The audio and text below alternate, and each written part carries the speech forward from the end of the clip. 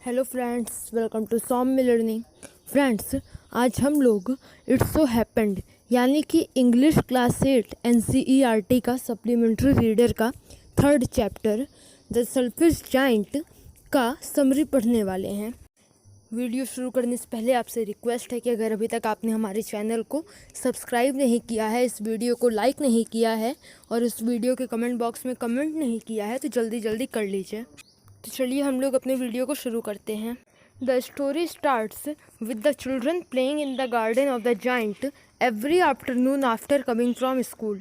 यानी कि ये कहानी यहाँ से शुरू होती है जब बच्चे स्कूल से आने के बाद दोपहर में एक जाइंट का मतलब होता है विशाल आदमी जो बहुत लंबा हो, तो जाइंट के गार्डन में खेलते थे।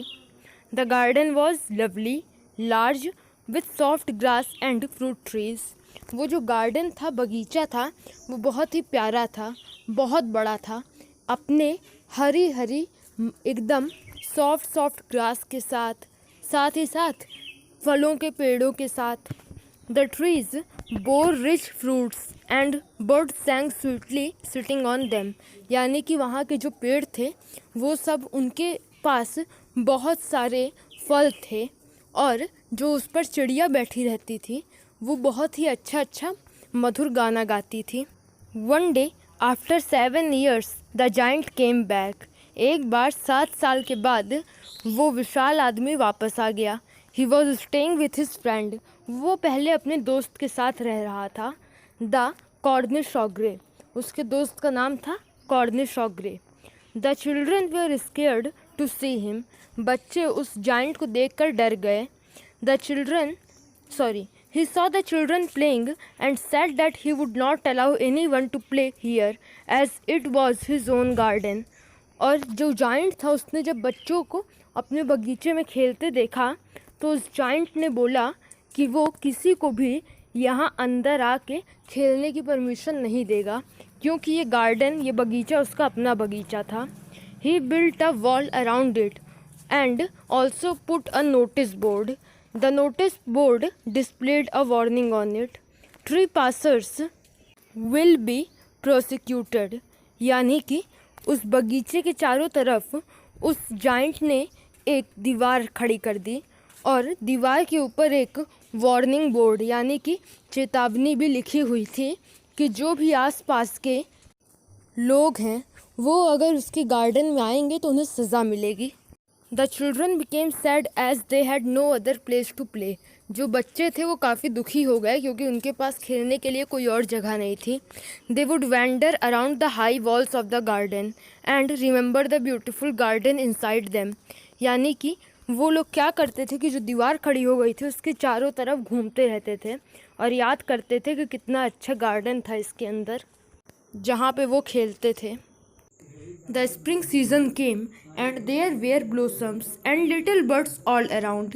यानी कि उसके बाद वसंत ऋतु आई और उसके बाद फूल लगने शुरू हो गए और चारों तरफ पक्षी मंडराने लगे।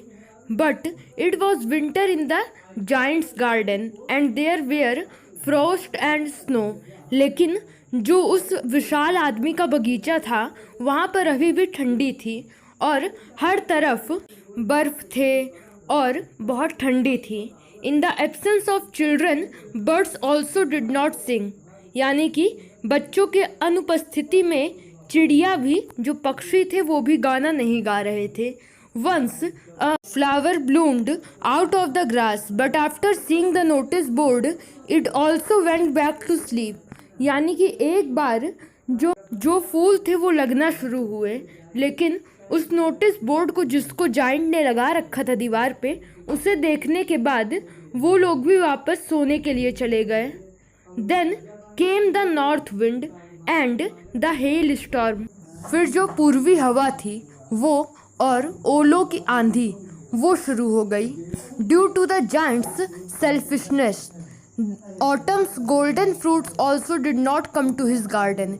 यानी कि उस विशाल आदमी के स्वार्थ के कारण जो ऑटम के गोल्डन फ्रूट्स थे वो भी उसके बगीचे में नहीं आए। Then one morning the giant heard sweet and lovely music, यानी कि उसके बाद एक सुबह जो विशाल आदमी था उसने एक बहुत मीठा सा और प्यारा सा आवाज़ सुना। It was the linnet singing outside his window, वह एक लीनेट था जो कि उसके खिड़की के बाहर गा रहा था। ध्यान रखें कि लीनेट एक पक्षी होता है। The hell and the north wind stopped and he could feel the spring, यानी कि जो ओले की आंधी थी या फिर जो पूर्वी हवा थी वो रुक गई और जाइंट उस स्प्रिंग को फील कर पा रहा था। He saw that the children came into his garden through a little hole, उसने देखा कि जो उसने दीवार बनाई थी जाइंट ने, उसमें एक छोटा सा होल हो गया था और बच्चे उसी होल से आ गए। The children were sitting on the branches of trees and the trees were blossoming, यानी कि जो बच्चे थे वह पेड़ों के डालों पर बैठे हुए थे और जो पेड़ थे उसके ऊपर फूल लग रहे थे। He also saw the birds flying and hear them chirping, और जो जायंट था उसने पक्षियों को उड़ते हुए भी देखा और उन्हें अपने आवाज़ में कहते हुए भी देखा। The flowers had also come up, जो फूल थे वो भी उगाए। But to his surprise in one corner there was still winter, लेकिन वो इस बात को लेकर आश्चर्यचकित था कि उसके बगीचे में अभी भी एक ऐसा कोना था जहाँ पर अभी ठंडी थी। He saw that there a young boy was standing and he was not able to reach the branches of trees. उस जाइंट ने देखा कि अभी भी उस कोने पर एक बच्चा है जो कि पेड़ के डालों पर चढ़ने की कोशिश कर रहा है लेकिन चढ़ नहीं पा रहा। The tree lowered it's branches but still he could not climb, जो पेड़ था उसने अपने तनों को नीचे किया, उसने अपने डालों को नीचे किया, लेकिन अभी भी बच्चा नहीं चढ़ पा रहा है। At this seen his heart melted, यानी कि इस चीज़ को देखकर उसका दिल पिघल गया। He realised that he was really very selfish, उसको यह एहसास हुआ कि वह सच में बहुत ही स्वार्थी था। He decided to put that boy on the top of the tree, pull down the walls and allow children to play here forever. जो जाइंट था उसने ये निर्णय लिया कि वह उस बच्चे को पेड़ पर चढ़ा देगा, साथ ही साथ वह दीवार को भी गिरा देगा जिससे उसने बच्चों के प्रतिबंध के लिए लगाया था और बच्चों को हमेशा के लिए यहाँ पर खेलने की अनुमति दे देगा। But when the children saw him they ran away and the garden became winter again, यानी कि जब उन बच्चों ने उस जाइंट को देखा तो वो लोग डर के भाग गए और जो गार्डन था, बगीचा था, वो फिर से उसमें ठंडी आ गई। However that little boy did not run as he was weeping, यानी कि वो जो छोटा बच्चा था वो अभी भी नहीं भागा क्योंकि वह रो रहा था। The giant put him on the top of the tree and the tree blossomed at once, यानी कि वो जो जाइंट था उसने उस बच्चे को पेड़ पर चढ़ा दिया और जो पेड़ था वो उसमें फूल लगने लगे। ही किस्ड द जाइंट, वो जो बच्चा था उसने उस विशाल आदमी को किस किया। The other children realizing that the giant is not wicked came back, यानी कि जो दूसरे बच्चे थे उनको समझ में आ गया कि ये विशाल आदमी अब बुरा नहीं है और वो लोग वापस आ गए। The spring came back with them, जो स्प्रिंग का सीजन था वो उन्हीं के साथ वापस आ गया। The giant used to play with the children every afternoon but that little boy was nowhere to be seen, यानी कि वो जो जाइंट था वो हर दोपहर को उन बच्चों के साथ खेलता था, लेकिन वो जो छोटा बच्चा था वो उस जाइंट को फिर कभी नहीं दिखा। As the years went by he grew very weak, यानी कि जब समय बीता तो वह काफ़ी बूढ़ा हो गया, काफ़ी कमज़ोर हो गया।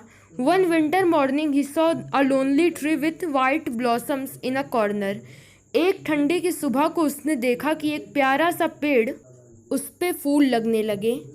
The branches of the tree were golden and the little boy stood under it, जो उस पेड़ के डालियाँ थे वो काफ़ी वो गोल्डन कलर के हो गए थे और जो छोटा बच्चा था जिसे इतने दिन से जाइंट खोज रहा था वो उसी के नीचे खड़ा था। The boy was bounded which made the giant very angry, वो जो लड़का था उसको चोट लगी थी और इस बात पे काफ़ी गुस्सा हो गया giant. He told the boy that he will slay the man who has harmed him, और उस जाइंट ने उस बच्चे से कहा कि वह उस आदमी को छोड़ेगा नहीं जिसने उस बच्चे को चोट पहुंचाया है।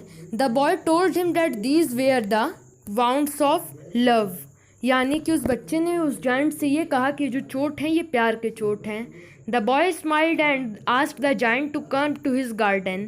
Later, the children found the giant dead under the tree covered with white blossoms. जो बच्चा था वो मुस्कुराया और फिर उस जाइंट से बोला कि वो उसके गार्डन में आए, वो उस बच्चे के गार्डन में आए जो कि स्वर्ग है। और बाद में जो और बच्चे थे वो जब आए बाद में, तब उन्होंने देखा कि वो जाइंट मरा पड़ा हुआ है उसी पेड़ के नीचे। सो फ्रेंड्स, आपको ये वीडियो कैसा लगा लाइक सब्सक्राइब करके ज़रूर बताइएगा। अगले वीडियो का वेट करिए, तब तक थैंक यू, बाय बाय।